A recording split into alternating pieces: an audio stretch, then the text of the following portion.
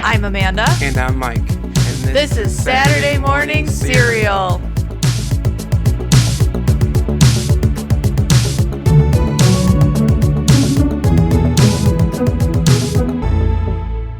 What is up, everyone, and welcome to a new episode of Saturday Morning Cereal. I'm Amanda here with Mike for the first time since, God, Mike, when did we last record? Over the summer. It was before the strike. Our last episode, I think, was The Flash. It was The Flash, yeah. And guys, a lot of things have happened between then and now. Well, first off, Mike and I got engaged at Disney World, so we have been wedding planning. And honestly, this break was actually pretty good, especially for me because I'm in school right now. So, the break was good. I'm glad everybody got what they wanted out of the actor strike, the writer strikes.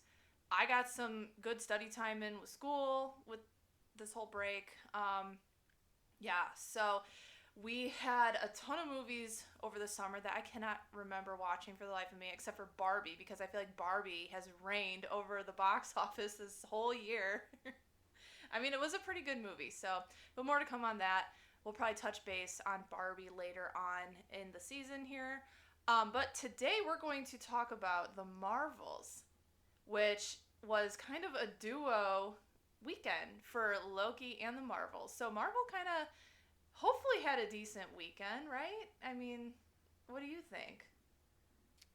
Well, from a box office perspective, the Marvels is ranging anywhere between 50 and 75 million, which is really low for a Marvel movie. And it's especially low when you consider that the first Captain Marvel made $1 billion. Yeah, that's true. So this will be a disappointing withdrawal from Marvel, and hopefully they continue to work on things and streamline their process and get rid of this leadership problem that they've had and continue to get better moving forward. Yeah, we'll touch on that here in a moment. So The Marvels is written and directed by Nia DaCosta. Other writing credits include Megan McDonald and Alyssa Karasik. And of course stars Brie Larson as Captain Marvel, Carol Danvers, Teyonah Parris as Monica Rambeau, Iman Vellani as Kamala Khan, Ms. Marvel, Samuel L. Jackson as Nick Fury, and Zawe Ashton as Dar Ben. Zawe! We support Zawe in this household because of Tom. But anyway, I thought the cast, everyone was okay. I mean, I like Captain Marvel, but I don't love the Captain Marvel movies, the whole storyline. I think there was just too much going on for me in this one. And I did enjoy Ms. Marvel on Disney Plus, and I get it, she's a teenager, but I think I had enough of Kamala. I think you've had enough of these Gen Z characters that show up in these Marvel movies who just really are excited and overly enthusiastic about things and meeting their characters. It all seems the same. Spider-Man is just so inspired by Iron Man, and then Kate Bishop meets Hawkeye, and she's the same way, and then Ms. Marvel meets Captain Marvel, and she's the same way. I mean, I would be like that if I met Loki. I would just be like, oh my god! I get it. Okay, hear me out. Loki was more impressed by Kid Loki than Kid Loki was impressed by Loki. That's true. Kid Loki killed Thor, so they were like, oh, he's in charge. Tom Loki was a nuisance to Kid Loki. But we digress. Yes. This is the Marvels episode, and we'll be talking about Loki later. Yeah, I'm chomping at the bit for that. Of horses. So, where did we see Captain Marvel last? Monica Rambeau, Kamala Khan, and Nick Fury and the Skrulls. So we last saw Captain Marvel in Endgame, and she basically destroyed Thanos' ship, and she saved Tony Stark from space, and she teamed up with the other Avengers and defeated Thanos, and got a new haircut. And she got a couple of haircuts, according to Rocket Raccoon. And in her origin story, she was abducted by the Kree, raised as one of those, realized that she was being brainwashed turned against her own organization and teamed up with Nick Fury to save the Skrulls from the Kree. So, moving on to Monica, we last saw her in WandaVision, and she is the daughter of Maria Rambeau, who was Captain Marvel's co-pilot, I'm going to say wing lady, in the military before she was abducted by Kree. And she joined SWORD, which is kind of like S.H.I.E.L.D., but more space-oriented. And she was in WandaVision, and she got superpowers in WandaVision. I'm not sure what she can do, but she joined SWORD.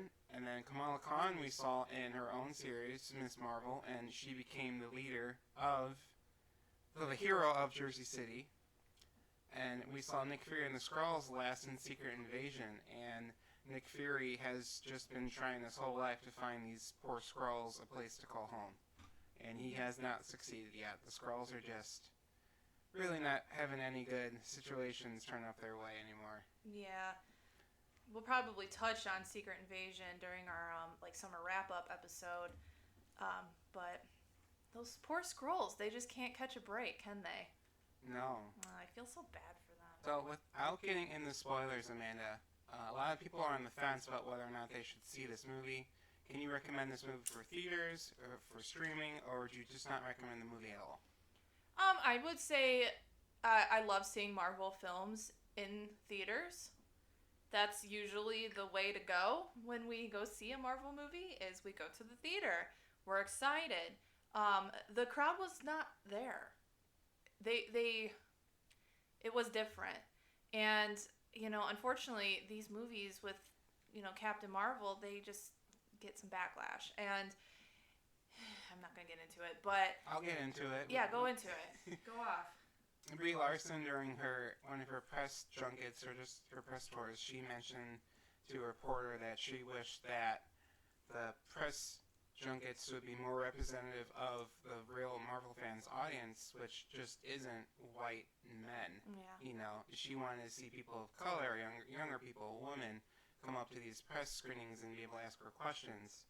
And apparently a lot of people took that as Brie Larson hates white men, which isn't true at all. Mm-hmm. So I have a lot of respect for Brie, and I know that not a lot of her Avengers coworkers have stood up for her, but Don Cheadle, my man, has stepped in and stood up for her several times. Mm-hmm. So go Don Cheadle.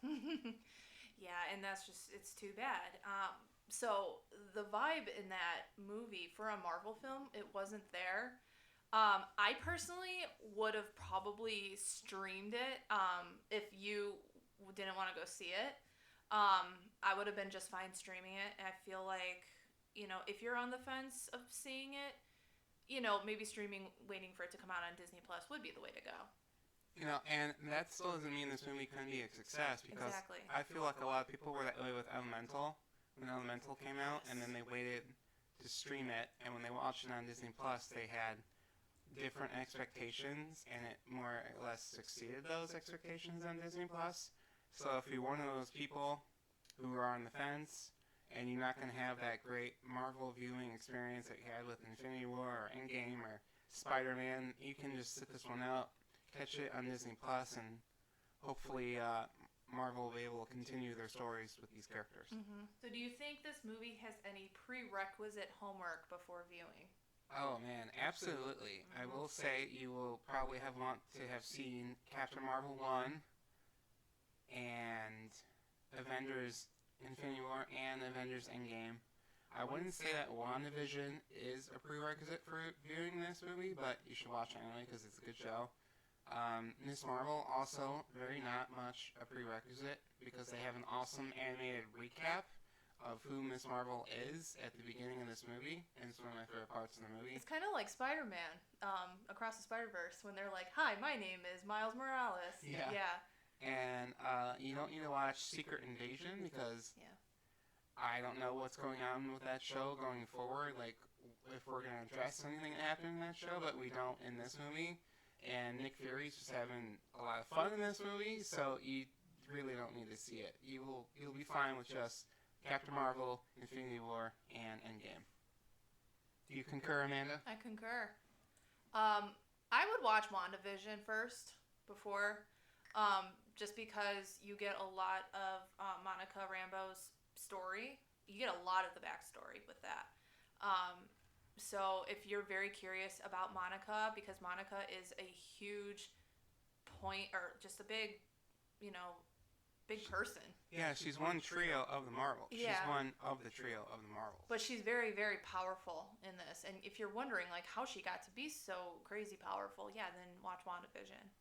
So, Amanda, you recommended this movie just for streaming, so you must not be fully in love with the movie. So what negatives do you have with it? What did you not like? Or is it just not great for you? I just was never into the Captain Marvel.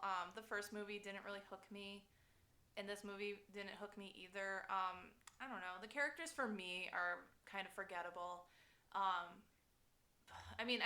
As far as the film goes, though, like negatives, I felt like it just went really fast.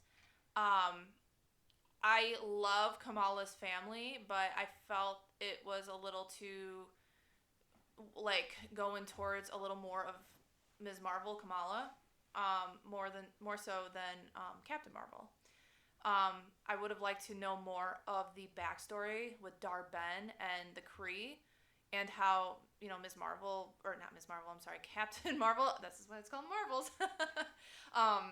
Captain Marvel like destroyed the what was the planet's name? It was Hala. Hala, yeah. Yeah, Hala. And how she got the name to be the Annihilator. So I would have liked to have explored more of that story. What about you? I really do agree. I really do enjoy Brie Larson's character, and I enjoy Kamala, and Monica Rambeau is great, but this movie is just so fast. You really don't get too many moments to just feel what the characters are feeling and sympathize with them, and you don't really get to understand the villain at all, and it's just so focused on the entanglement part of their powers that the movie is just so fast, so fast, so fast. Yeah. And there's not a lot of follow-through with scenes that happen. Like, there's a whole scene in this movie where an ocean is sucked up into a black hole and deposited into another planet to become their water source. And we find out that Captain Marvel's married to the prince of this planet. And we don't get to see why that happened or how it happened. And then we don't check in with him after the fact that his planet has suffered this huge ecological disaster. Yeah, and I would have liked to see that. Well, and another thing I didn't understand too was, first off, those suction points in space, how those are created, and more like explanation on those, because they felt like a huge part of the story, but I didn't understand what they were for, who created them. Well, they're kind of like warp points. And when a ship travels through space, they have to align in these different points to get where they're going and move through them. It's like in the Guardians of the Galaxy movies, they use these warp points. So I guess someone created them, and supposedly it was with the I'm gonna call them the Nega Bands, because that's what they were, I think, called in the comics. But they're called something different in this movie. But they were created with those bands that Baldur and Ms. Marvel have, and they were basically weaponized in this movie, so that's where they come from. Well, and then that's another thing too, is how did Dar-Benn, when she put on both the bracelets at the end, how did she get to be overloaded with their power, but Kamala didn't? I don't think Kamala ever used her power to do what Dar-Benn was doing, and then did Kamala use both bracelets at the same time? Yeah, her and Captain Marvel, they kind of like energized up Rambeau. You remember at the end? Yes. Okay. Yeah. So I'm just like, how did that kill? I think Dar-Benn, but not Kamala. So there's just those kind of jumping points in the movie where like things happen with no explanation. Yeah. And I was just really, really excited for Zawe Ashton's debut in a Marvel film. Tell us why she's important to you. Well, she's Tom Hiddleston's fiance, but when you just like love an actor, you support their work, but you also support the fact that they're human and they have spouses, partners, whatever. And so I looked up Zawe as soon as I heard that her and Tom were together, And I love her. Like, she is an advocate for women. She has a backstory that's very inspiring. She's an author, and I highly recommend to check out her work because she is very, like, I don't know, I was inspired by her. But anyway, yeah, and I was just really excited for her to be in this movie. And I felt like, I don't know, I felt like she was more or less maybe fed what to do in the movie, and I don't know. You feel like she just didn't give it her own, like, interpretation? Yeah, I felt... And she just really leaned into, like, the direction she got? Or maybe yeah. some advice she would have gotten from... a certain someone? From other people that she knows within the Marvel Universe? Yeah. Yeah, like I was telling you when we got up here, like, her performance as Baldur, it's very Loki in Avengers. It's very much the big, freaky smiles, yeah, the intense stare, the intensity with the fighting, yeah, the kind of, like, reckless, I don't know, like, but, you know, monologuing. But we're going to cut her some slack because it's her first Marvel film, her first villain. It's going to be her only Marvel film. Yeah. She's dead. That's true. But it was her time to shine, and I just, you know, I'm proud of her for taking that step because it's a big thing to get asked by the join the MCU. But if you guys don't know too, her, Tom, and Charlie Cox were in a play called Betrayal. So Zowie is like a stage actress too, and that's I have a feeling that's how she was approached, because people, crazy Tom fans are like, oh, because she knows Tom got her the role. No, has it ever occurred to them that Marvel people probably came to see the play, which I know they did, to see Tom and Charlie to support them, but saw Zowie too? It's all in like who you know and who it's, I don't know. What do you think about that? Like, am I right? Yeah, Marvel has a big history of working with theater actors. Yeah. I mean, Tom Hiddleston, Kenneth Branagh, Charlie Cox. Chris Sophia, Evans, Elizabeth Olsen, Sophia DiMartino. Yeah. So. They're all stage actors, actresses. They all, have some type of theater cred. And as a theater nerd, I appreciate that. But anyway, yeah, those are just probably my nitpicky things from the movie. Right, well, let's turn that over and talk about some positives. The Flerkens. The Flerkens, yes. I really love the use of basically editing and music in this movie. A lot of the scenes with the switching of the powers because of the entanglement, they're all really well done. The energy is it's all there, and it's hard to follow, but that's kind of the point.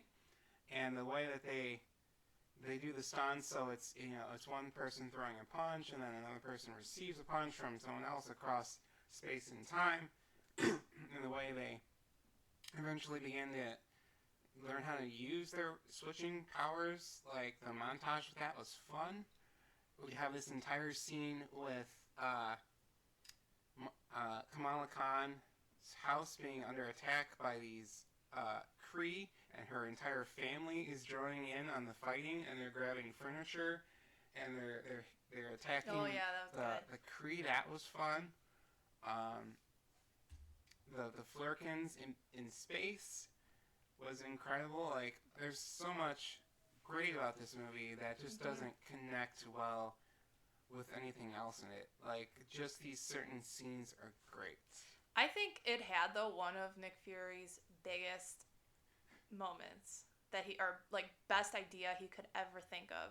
And that is, have the Flerkens eat all of the passengers and the crew members on that space ship or whatever, because, it's easier to transfer kittens than it is, full-grown human beings. It was really funny. Yeah. And then they play the entire song from Cats, the musical. Memory. Yes, you might remember that from School of Rock.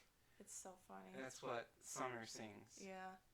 And the whole idea, too, of Captain Marvel being a figure bigger than just a person really resonated with me, because, when you do great things, people put great expectations on you, and they expect you to live up to everything, and they expect you to be a perfectly moral person and to be, right all the time. And Captain Marvel made mistakes. Mm-hmm. She had to make tough calls in this movie, and she basically radicalized an entire group of people into hating her and hating the Skrulls because of the poor choices she made. Mm-hmm. I think that was really great. So, Mike, what did you think of the villain of this movie overall? I know we touched on Zowie's character a little bit. Oh, yeah, completely underdeveloped and just kind of a waste of great talent, if you ask me. Like, if this movie had another 10 minutes of just her and, like, you sympathizing with her or having some type of backstory and having her be a character other than just a person going after a MacGuffin, like, it could have been cool. Like, the Skrulls and the Kree situation is very parallel to what's happening right now between basically Ukraine and Russia, or Palestine and Israel. Like when you fight a war, you create potential to radicalize and turn the other side in the terrorists, the innocent people, and that's what happened to the Skrulls in Secret Invasion, and it's what happened to the innocent Kree in this movie. So I think there's just so much world connection there that should have been explored, especially when you have a talented person like Zowie in the role. Like, give it to her, give her this parallel, and they didn't. They let her down. Those poor Skrulls. The poor Skrulls. So Marvel has come under a lot of scrutiny, mostly by the trades, for rushing projects along faster than usual. Did you notice anything in this movie that felt rushed, incomplete, or off? You know, ever since, I want to say ever since Thor: Love and Thunder, I haven't loved the movies. I've been loving the shows, but even the shows as of late, Secret Invasion, for instance, that felt really just blah. And I don't know, it's like these movies, I just can't really, like, I'm excited, but then it's like once you start going, it's almost like there's no heart anymore to them.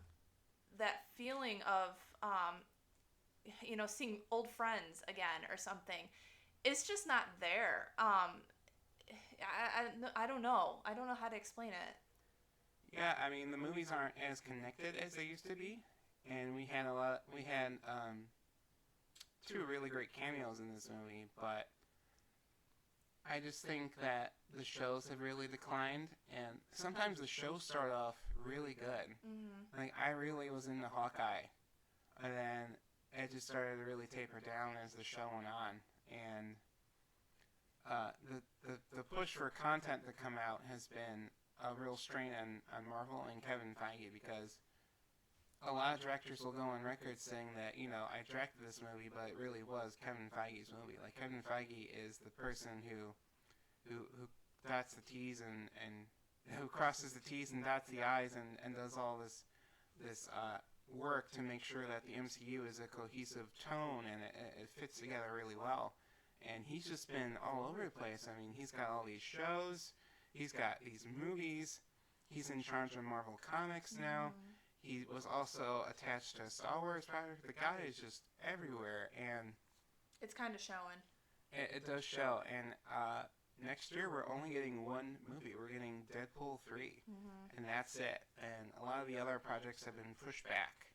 So hopefully this all turns around, because a lot of people speculate that it was Bob Paycheck who took away Kevin Feige's authority and who forced him to make more projects to, like, fuel the box office and fuel the Disney Plus content. So we call Bob Chapek Bob Paycheck because that's all he was about, was money. He lost the vision of Disney, and it was all about money and greed for him. Yeah, Disney just has such. And Bob Iger. It's more than just a company. Yeah, it's more than a company. It's a brand, but also it's like a legacy. Like, this company started off with one guy and a mouse and technically a rabbit, but they all went, he built it into this empire, and they've innovated so much, and they've done so much for the art form of animation and television and movies, and now it seems like they just want money. I mean, of course they're a company and they want money, but now it seems like they're doing that at expense of their own legacy. And I don't know, it's just, for instance, Kevin Feige scrapped Daredevil because it just wasn't up to standard. And I don't know. I think there's just a lot of characters now in the MCU. There's a lot of demand to introduce even more characters to the MCU. So I think we're just getting overloaded with characters also. Yeah, there's a lot of characters. I couldn't name more than one Eternal now. Yeah. I forgot that movie even existed, to be honest. Oh, yeah.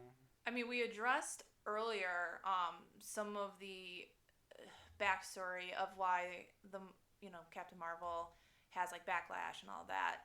So what do you believe is the cause of the Marvel's potential box office not living up to expectations? I think, again, the backlash with Brie Larson, I think, is just a very loud minority of people who are threatened by a successful woman advocating for change. But these Captain Marvel, the first one came out. It came out in like the peak of Marvel hype. It came out after Infinity War and before Endgame, and everyone was just starving to find out what happens next. And there's no need to go see this movie and see what happens to these characters next, because we don't know where they're gonna show up again, and there's no cliffhangers anymore. Yeah.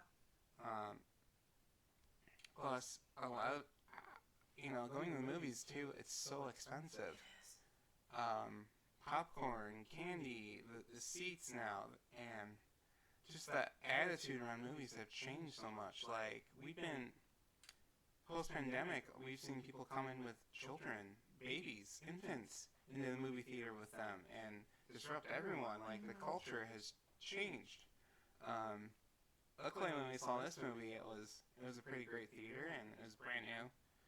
But still, there's just, everything is tight right now for money for people, and they're just not going to go spend all this money to go see just an okay movie.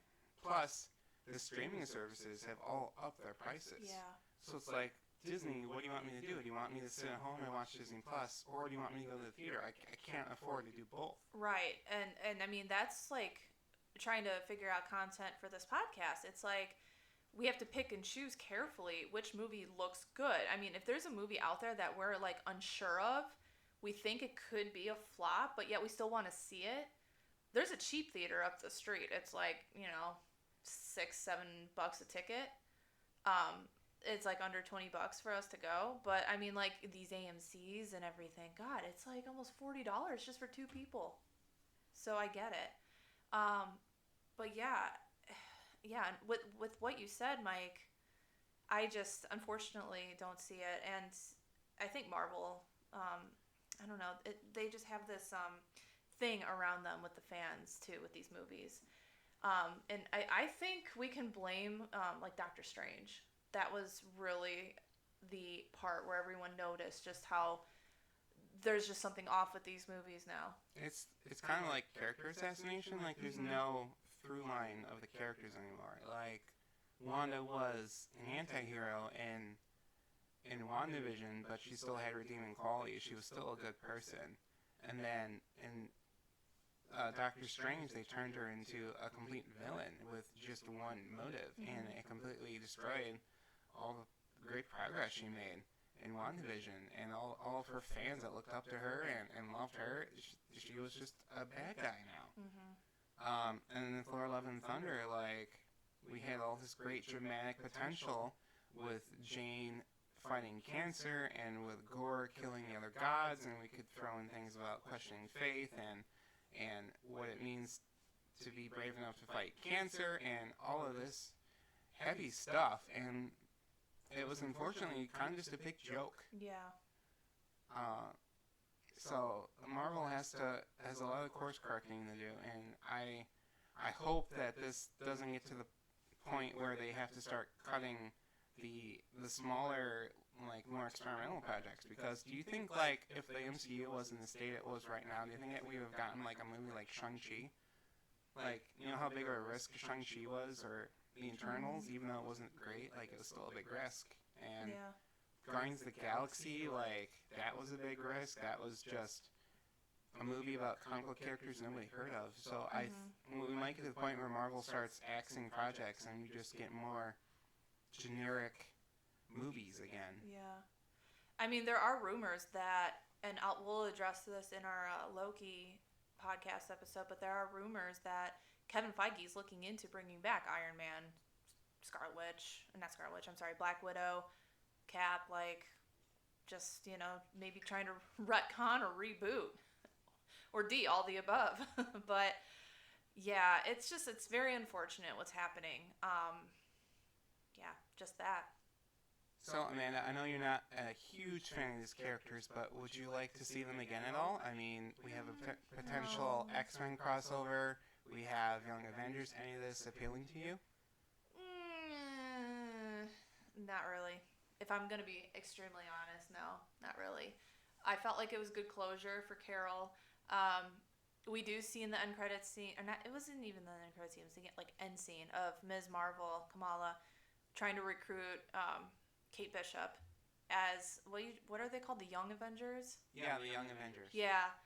I mean, I don't know when that project will ever come out, but, They're going to be the old Avengers by the time they are. Yeah. But I'm good. I think I'm good. How about you?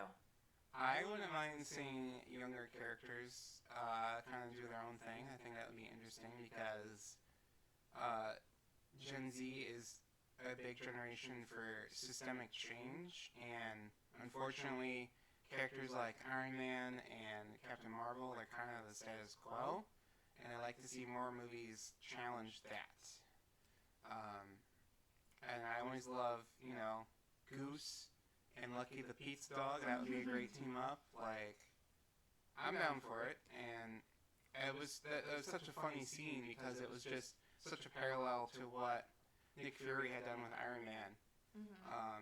So I don't know who would be the leader of the Young Avengers. I would hope it would be Spider-Man or Kate Bishop, but I will watch. I'll watch pretty much anything these Marvel Studios puts out just because of there used to be great catalog of good movies, but we'll see. Maybe my enthusiasm will continue to wane as we progress through these movies. Well, and I know, we talk about Infinity War and Endgame, just how great those movies are. But when you sit down and really watch before Disney had Marvel, there was something different. There's something different. I don't know what it is. I can't explain it. But, Well, Marvel was acquired by Disney during the first Avengers era. Like, during 2012, during Avengers. Right. Like, that's when it happened. Yeah. I don't know. I don't know. I mean, we don't know the future, what the future can bring. I mean, Disney has become such a powerful company that, they try to flex, and they might be flexing with the wrong people, aka Kevin Feige. So, guess we'll see. But with that will do it for our review of Captain Marvel, The Marvels. It was just, overall it was okay. But let us know what you thought of this movie. And next up, we will be, oh my gosh, I'm so excited, talking about Loki Season 2, which y'all know it was something I have been anticipating for. So that will be actually right after this one. So yay for you guys. You get a double feature. So we will talk to you next time.